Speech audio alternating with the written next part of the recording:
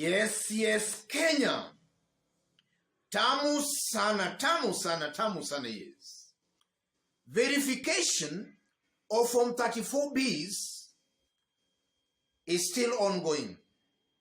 And already there are some serious anomalies that have been detected. In Kiambu Town constituency alone, it has been established that William Ruto was given extra 10,000 votes. In fact, that's a story that has also been captured by various mainstream media houses, K24 TV. IEBC affirms that Ruto garnered 41,050 votes and not 51,050 in Kiambu Town constituency. So IEBC itself has confirmed that William Ruto's votes in Kiambu Town constituency were inflated by 10,000 votes, and they have expunged that 10,000 votes. That's just one constituency.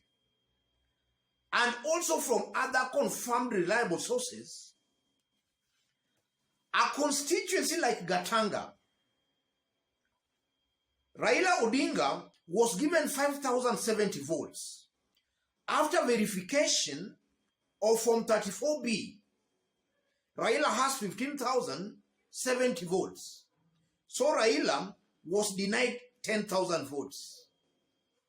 Gatundu South constituency, Raila was given 2,290 votes. After verification, Raila has 12,290 votes. In Gatundu South, he was also denied 10,000 votes. So you can see a trend emerging here in that Raila is being denied 10,000 votes while William Ruto is being added 10,000 votes.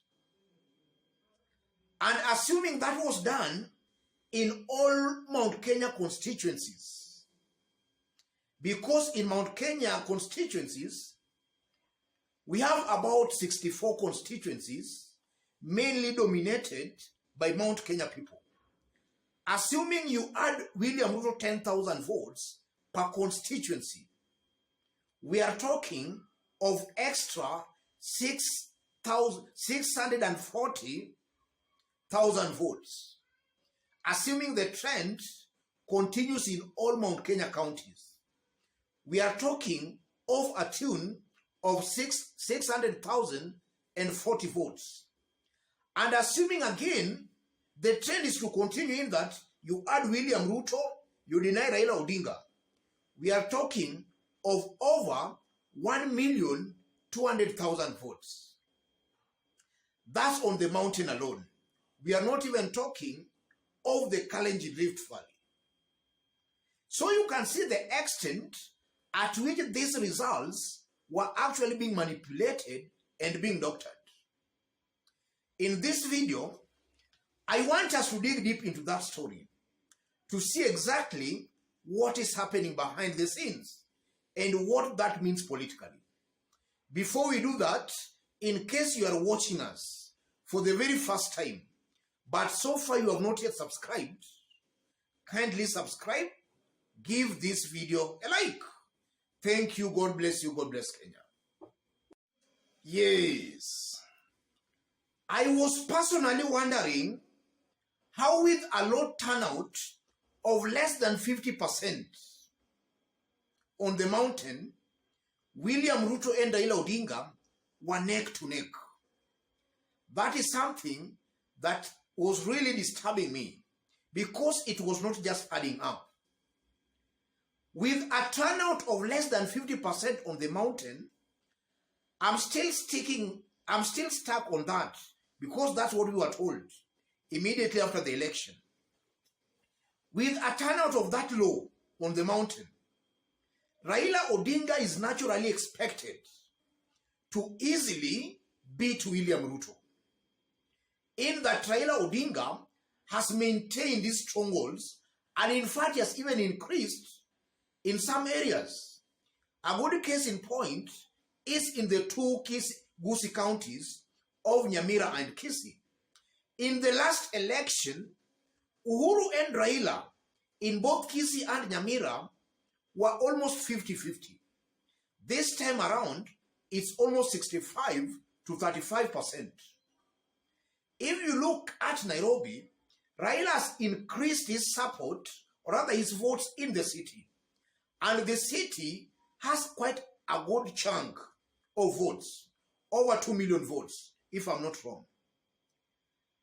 So it's expected naturally, and now that Raila has also eaten a good chunk of the mountain votes, we expected to see a Raila Odinga easily beating William Ruto, even with the landslide. But from what we were seeing a neck-to-neck kind of a race. Something was not just adding up, ladies and gentlemen. And also, if you look in terms of elected leaders, the real ones that have been confirmed, it's projected that Azimio, a coalition party, has more elected leaders compared to Kenya Kwanza Alliance. So with all those considerations, it should be natural that Raila Odinga should easily beat William Ruto. But that's something we were not seeing. And if you look at it keenly, even before the elections itself, or rather before the election, there was some talks and rumors of ROs, returning officers. And from some unconfirmed and even some confirmed, we were meant to believe that some might have been compromised. And this cooking that we are seeing most likely was being done by those returning officers. And I'm saying that again because just about 2 days ago, a returning officer in Starehe constituency was found with marked ballot papers, thousands of marked ballot papers, a returning officer. So that kind of doctoring and rigging might have been carried out by these returning officers. That's something I'm seeing here. Secondly, that was done with the full knowledge of top leadership in Kenya Kwanza Alliance. They were part and parcel of that kind of a scheme. And that's why all along they were talking, wachaneni na IEBC, leave IEBC alone. And it's good now it has been established in good time and it's being rectified.